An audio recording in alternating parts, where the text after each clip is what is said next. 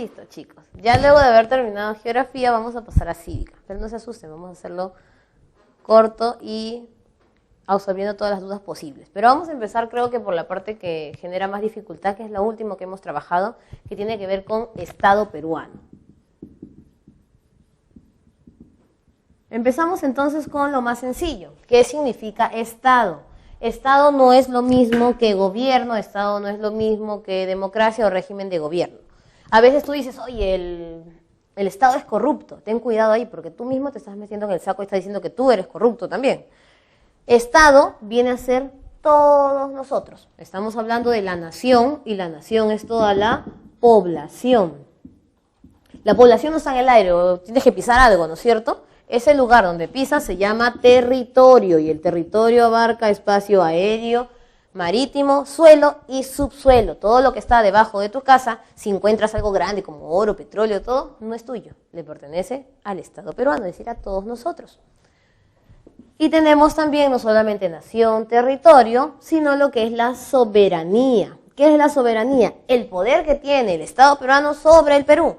No puede venir otra persona de otro país o un Estado, un gobierno de otro país a mandar sobre nuestro territorio. Eso es lo que vendría a ser soberanía. Y, aunque no nos guste, este Estado, por tener muchas personas, tiene que estar administrado por un grupo pequeño de personas que se le llama gobierno. Ellos son los que tú elegiste. ¿Por qué? Porque nuestro país es o tiene un régimen republicano, pero hay dos tipos de república. Presidente dictador o presidente elegido por el pueblo, que en este caso es un régimen democrático. Entonces, eso es lo que vendría a ser Estado. ¿Qué cosa es Estado de Derecho? Por ahí dicen, ¿no? Sucede que no todas las democracias están basadas por un sistema de leyes como uno piensa. La mayoría sí.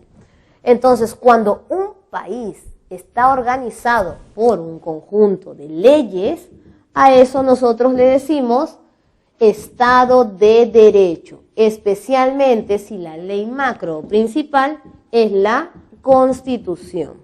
Y te debes haber percatado de algo muy interesante. La monarquía constitucional no es república, pero es Estado, y en este caso tiene Constitución. Entonces, sin importar si es república, democracia o en todo caso monarquía, con solo organizarse por leyes y tener una Constitución, ya se le llama Estado de Derechos. Nuestro país es un Estado, es una república, es una democracia y encima es un Estado de Derecho, ¿no es cierto? ¿Qué cosa atenta contra el Estado de Derecho? Todas las violaciones contra las leyes, la delincuencia, todo lo que tiene que ver con robos, asesinatos, la corrupción y todo lo que estamos viendo ahorita en televisión. El Estado peruano tiene una serie de características, ¿no es cierto? Es social porque vela por nuestro bienestar, es independiente, nadie manda en nuestro Estado. Y no solamente es un tipo de independencia de nombre, sino es total, porque hay países que son libres asociados, es decir, son independientes en administración de gobierno, pero toda la economía la maneja otro país. Nosotros somos totalmente independientes. Además, el Estado es uno e indivisible. Tenemos un presidente para todo el territorio, tenemos un Congreso para todo el territorio, un Poder Judicial para todo el territorio, y nosotros no podemos por cada departamento o región hacer las leyes que queramos. Las leyes las hacen el Congreso y todos nos regimos para esas leyes. En cambio hay países que sí tienen varios estados, por ejemplo Estados Unidos, y cada estado tiene sus propias leyes. Eso es diferente, nosotros somos uno e indivisible. ¿Quién se encarga de cuidar y proteger al Estado en cualquier juicio utilizando nuestro paquete de leyes? En este caso es el Procurador Público. El procurador público no es nada más y nada menos que el abogado del Estado peruano.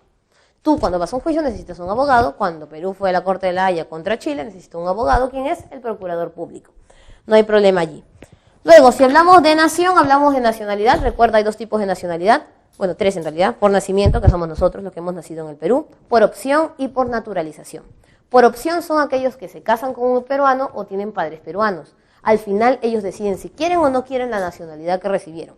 Y por naturalización es el extranjero que quiere ser voluntariamente, sin tener necesariamente un vínculo con alguna persona del Perú, ser peruano y cumple todos los requisitos que pide el DIGEMIN, que es la Dirección General de Migración, ¿no es cierto? Luego, si hablamos nosotros del ejercicio de la soberanía, tenemos que mencionar qué cosa es insurgencia, sedición o insurrección. Sedición es que yo quito a la persona que el pueblo eligió, es decir, algo así como un golpe de Estado. Nadie está de acuerdo con la sedición o insurrección. Pero ¿qué cosa es la insurgencia? Imagínate que yo quité al presidente y me puse como dictadora, ¿no es cierto? Ustedes tienen la decisión de si me hacen caso o no. Si ustedes no me quieren hacer caso, eso se llama insurgencia. El derecho que tienen ustedes por no obedecer a la persona que obviamente no ha sido puesta por ustedes por elecciones.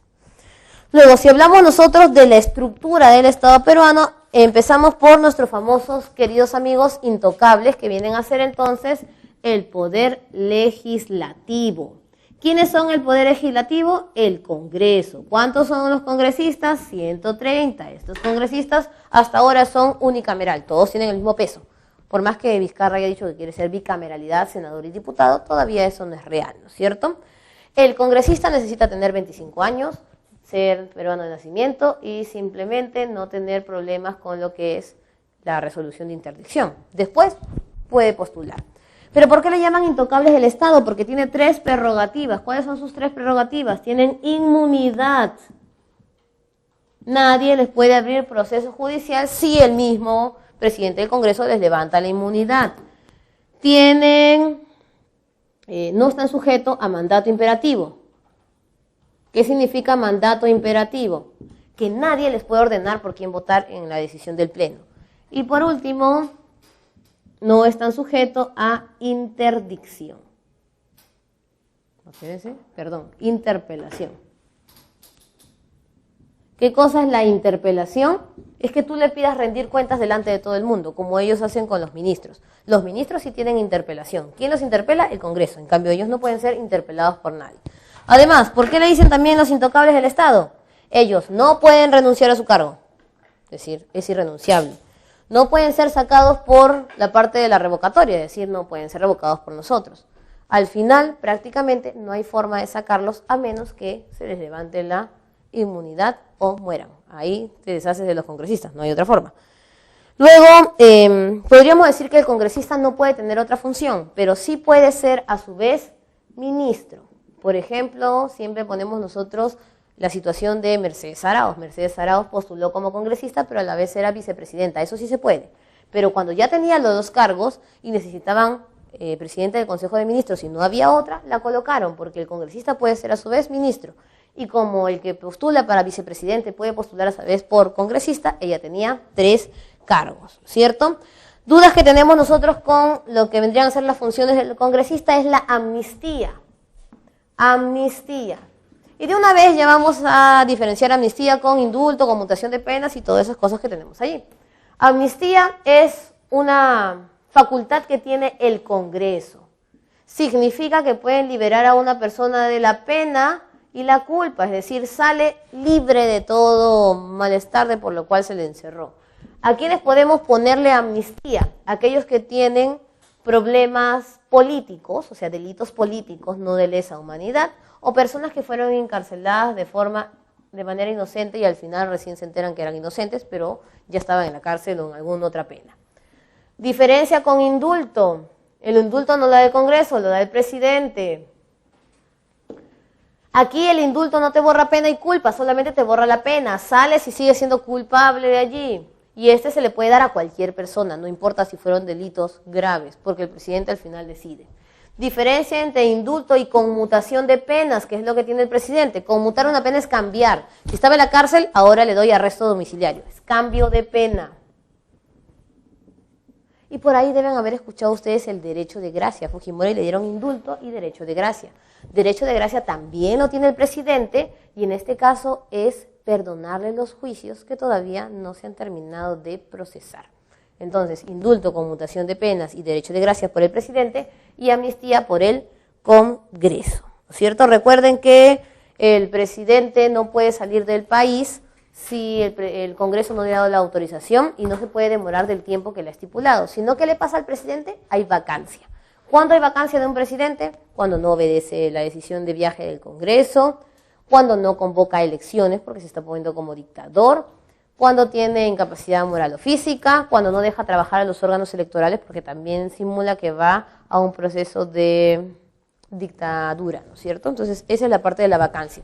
El Congreso no puede salir, pero al presidente sí lo pueden destituir por la forma de la vacancia. El Congreso se estipula entonces de esta manera. Pleno están los 130. No se puede votar por ley, ni se puede derogar nada de importancia, ni aprobar nada si no están los 130 reunidos en la llamada legislatura, reunión del Pleno. Solo se reúnen fuera de su legislatura cuando el presidente convoca a legislatura extraordinaria, reunión fuera del tiempo que deberían reunirse y cuando están en receso. El presidente es el que modela, es el que tú ves ahí en el debate que está viendo de que la gente no se pelee. Mesa directiva es el presidente con los vicepresidentes, lo que acaban de elegir ahorita en el Congreso. Consejo directivo es la mesa directiva más un representante de cada partido, porque la mesa directiva, si te has percatado por televisión, siempre son amigos de la misma alianza. Si hay un representante de cada partido en el consejo, entonces se vuelve la cosa más imparcial. Y en comisiones hay varios tipos de comisiones, hay ordinarias, hay extraordinarias, pero la más importante ahorita es la comisión permanente. Esta comisión son aproximadamente 25 congresistas que no se van nunca de vacaciones. Trabajan durante legislatura, trabajan durante el receso parlamentario. Y si el presidente disolviese el Congreso, recuerda, solo puede disolverlo si ha negado 2 consejos de ministros, es decir, le dio censura a todo un consejo y luego le da censura a otro. El presidente cierra el Congreso, la comisión permanente sigue trabajando. Es el único grupo que se queda y los demás congresistas son sacados del cargo. Luego tenemos nosotros la parte de lo que vendría a ser el presidente, y en el caso del presidente es muy sencillo, ¿no es cierto? Tiene que tener 35 años, ya no 25 años, tiene que tener la misma situación de ellos, pero en el caso del presidente hay una diferencia. El presidente con el Consejo de Ministros, ambos conforman el poder ejecutivo. Aquí solamente el legislativo es el Congreso, el ejecutivo son 2. Por lo tanto, si el presidente quiere formular algo, obligatoriamente le tiene que dar la autorización al Consejo de Ministros. Si no recibe esa autorización, su acto es inválido. Y también hay una relación entre presidente y Congreso. El Congreso hace leyes y resoluciones legislativas. El presidente hace solamente decretos legislativos o decreto ley.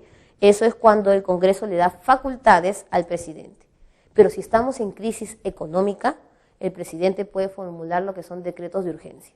Ahí no conversa con el Congreso, pero sí tiene que haber conversado obligatoriamente con el Consejo de Ministros. Si el presidente está de viaje, el vicepresidente no puede dar la cara. El que da la cara es el portavoz, el segundo portavoz, que es el presidente del Consejo de Ministros. Pero si el presidente, por ejemplo, lo destituyen en vacancia o tiene un accidente y muere entre el primer vicepresidente, si él no está, el segundo vicepresidente. Y ahí ya no entra el del Consejo de Ministros, sino entra el presidente del Congreso. Entonces, esa es la relación como se tiene la estructura de la parte ejecutiva y legislativa. Y ahorita vamos a un corte y continuamos. Bueno, terminando con lo que vendría a ser el Estado peruano, vamos a ver lo que es Poder Judicial y órganos constitucionales autónomos, que es justo lo que estamos haciendo. Pero me hacen 2 preguntas. ¿Cómo se hace el derecho de insurgencia? Para el derecho de insurgencia no puedes hacer un referéndum, porque acuérdate que el que está en el poder no es tu aliado, tú no lo has elegido, no va a pedirte que tú tomes la decisión de si aplicas o no tu derecho. En este caso, el derecho de insurgencia se aplica por una colectividad. Todos reunidos podemos rechazar las funciones del nuevo presidente. Nos reunimos, se podría decir, como un cabildo abierto, ¿no? Pero no lo convoca una autoridad, sino el mismo pueblo. Ahora, tengan cuidado, la mayoría no ejerce el derecho de insurgencia por temor a la represión que ejerce el gobierno dictatorial, que generalmente es con las Fuerzas Armadas. Y por ahí me preguntan qué es referéndum, ¿no? Saliendo de este punto, el referéndum es como una elección. Tú solamente tienes que votar sí y no. ¿Estás de acuerdo o no estás de acuerdo con lo que te pregunten? ¿Te acuerdas lo del Fonavi? ¿Estás o no estás de acuerdo con que le devuelvan el dinero a los fonavistas? Sí y no. ¿Estás de acuerdo con que le suban el sueldo al presidente? Sí y no. Eso es referéndum. Es de sencillo. En el caso del referéndum puede ser pedido por el pueblo o también puede ser pedido por la misma autoridad. Cualquiera de las dos es válida. Continuamos aquí con Poder Judicial, entonces no nos hagamos bolas. Tenemos nosotros aquí una pirámide dividida en 2 partes. La primera son faltas y la otra son delitos. ¿Cuándo es una falta? Aquí acuérdate de un tema que todavía no hemos repasado, pero nos sirve para poderlo repasar. Conciliación. Entonces tú recordarás, ¿no? Primero conversabas con la persona, negociación. pero no llegaban a un acuerdo. Una negociación es que los dos tienen que estar de acuerdo y tener una victoria productiva. Si no puedes negociar con alguien, pasas a la mediación. Buscas a una persona que te dé consejos o sugerencias, no te da solución. Y si no encuentras ayuda en la mediación, te vas a la conciliación. Ejemplo, ¿no? El esposo y la esposa tienen problemas, conversan, no llegan a la solución, se van al psicólogo. El psicólogo tampoco le da la solución. ¿Dónde terminan? En el centro de conciliación. Solo podías conciliar faltas, es decir, no delitos. Faltas tienen que ver con la familia, que son tenencia de menores, pensión de alimentos, régimen de visitas, el tema de las deudas, recuerda que no hay prisión por deudas, contratos si es que así tú lo estipulabas y lo querías, puesto que la empresa puede sugerirte y tú no quieres ir a conciliación y te vas de frente a juicio, es tu decisión. Estas faltas, cuando se va a un centro de conciliación, recuerda que el conciliador no es un juez, no es un abogado, es una persona que simplemente hace firmar un acta. Si no se cumple lo que se dice en la conciliación, ¿a dónde vas? Es ahí donde te pasas a esta pirámide del Poder Judicial. Luego que ya has ido a conciliar, vas entonces a dos espacios. Puede ser el juez de paz o el juez de paz letrado. En este caso, grábate bien, si tú has ido a un centro de conciliación es porque vives sí o sí en un distrito. Y vas a ir entonces como última opción el juez de paz letrado. Pero si tú vives en un centro poblado, no has ido a una conciliación, porque un centro de conciliación no existe en los centros poblados. Entonces, ¿qué vas a hacer tú? Vas a ir a tu juez de paz, y tu juez de paz la hace de todo, ¿eh? La hace de conciliador, la hace de juez, de amigo, de consejero, de todo sirve este juez de paz. Diferencia también entre uno y otro, que el juez de paz lo has elegido tú, lo ha elegido el pueblo, y lo puedes sacar, lo puedes revocar, acuérdate, por revocatoria, puedes revocar a la autoridad que tú has elegido como juez de paz, alcalde, gobernador regional, consejeros regionales y los regidores. Pero el juez de paz letrado no lo has elegido tú, lo ha elegido tu personaje favorito que está ahorita en los audios, el Consejo Nacional de la Magistratura. Subimos. Cuando ya es un delito, estás hablando de asesinato, estás hablando de violación, o de repente la pensión de alimentos, porque acuérdate que si no pagas pensión de alimentos ya terminas preso, va para aquí arriba, entonces vas al otro estrato de la pirámide, y aquí aparece el juez especializado mixto, la Corte Superior y la Corte Suprema. El juez especializado mixto ya no se encuentra en un distrito. Si has pasado de centro poblado a distrito, ¿qué toca, chicos? Toca obviamente provincia. Y si este de aquí te dice que, por ejemplo, vas a estar 10 años preso o le da un año al que tú querías que le dé más años, puedes apelar a la Corte Superior. La Corte Superior se encuentra en los distritos. Uy, profesora, pero es lo mismo, distrito, distrito. Esos son los distritos que conocemos. Este es un distrito judicial, uno es administrativo y otro es judicial, creado solo para esta estructura. Y si ya no te hacen caso ahí, lo único que te queda es a la Corte Superior. Pero no todos llegan casos más que todo de funcionarios del Estado. Esta Corte, Suprema es solamente una y se encuentra en la capital, que es Lima. Recuerda, no todo juicio, todo juez no se puede sindicar. El juez también tiene que ser especialidad en la que tú estás en el juicio. Si es juicio familiar, tiene que ser un juez de familia. Tienes que todo publicarse tanto en el periódico como en la página del Poder Judicial. Tú tienes derecho a apelar y criticar cuantas veces quieras y obviamente tienes gratuidad del proceso y el derecho de administrarse justicia, así existan vacíos legales. No puede haber ninguna impunidad en el proceso judicial. Y bueno, si ya nosotros tenemos dificultad con lo que vendría a ser el Poder Judicial, nos queda apoyarnos de ¿quiénes? Los órganos constitucionales autónomos, las OCAs. ¿Y las OCAs cuáles son? Tienen el mismo poder que un poder, es decir, legislativo, ejecutivo y judicial. Están en el mismo estrato de gobierno central, pero ellos son autónomos, no tienen que rendirle cuentas a los de aquí. Por lo mismo que no tienen que rendirle cuentas, solamente tienen una función específica, algo directo de lo que tengan que hacer. En este caso, por ejemplo, ¿no? Banco Central de Reserva, hacer monedas y billetes. No puede hacer más porque tendría más peso que los mismos poderes del Estado. Las OCAs se dividen en tres grupos: OCAs electorales, que todavía no lo hemos visto, se supone que lo estamos viendo esta semana recién, Jurado Nacional de Elecciones, Oficina Nacional de Procesos Electorales y RENIEC, Registro Nacional de Identificación y Estado Civil. Y por otro lado tenemos las OCAs jurídicas. Siempre por ahí se confunde qué es judicial y jurídico. Judicial tiene que ver con justicia, jurídico tiene que ver con leyes. Algunos le llaman jurídicos, otros le llaman judiciales. Estás hablando aquí de Ministerio Público, Consejo Nacional de la Magistratura, Defensoría del Pueblo y Tribunal Constitucional. Y tenemos por último las económicas, que son las primeras que vimos. Las económicas entonces son Banco Central de Reserva del Perú, Contraloría General de la República y Superintendencia de Banca y Seguros y AFPs. Aquí es muy fácil, tienen una función específica y tú tienes que recordarlas muy bien. Empezamos entonces con la parte económica. Banco Central de Reserva del Perú, ¿cuál es su principal función? Controlar el proceso de inflación, es decir, administrar el sistema monetario, no financiero.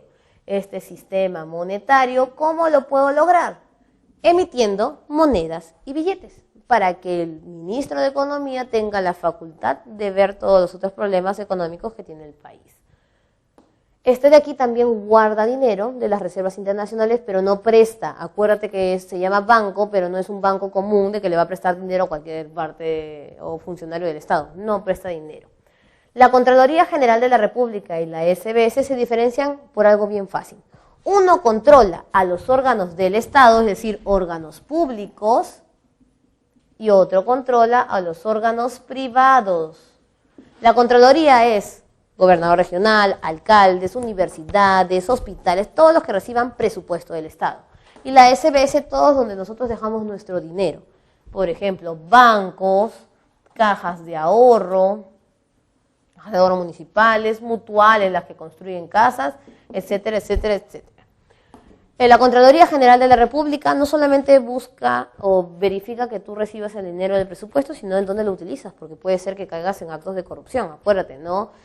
Peculado si utilizas cosas del organismo público a tu beneficio, una fotocopiadora, un carro que te dan para trabajar, tú lo utilizas para salir de fiesta, por ejemplo, o de repente puedes cometer colusión, que en este caso es beneficiar a una empresa como el caso de Odebrecht, o puedes hacer cohecho pasivo, que es la coima, puedes hacer tráfico de influencias, pones a tus conocidos ahí en el trabajo, y si pones a tu familia todavía le llaman nepotismo, puedes caer en actos de corrupción.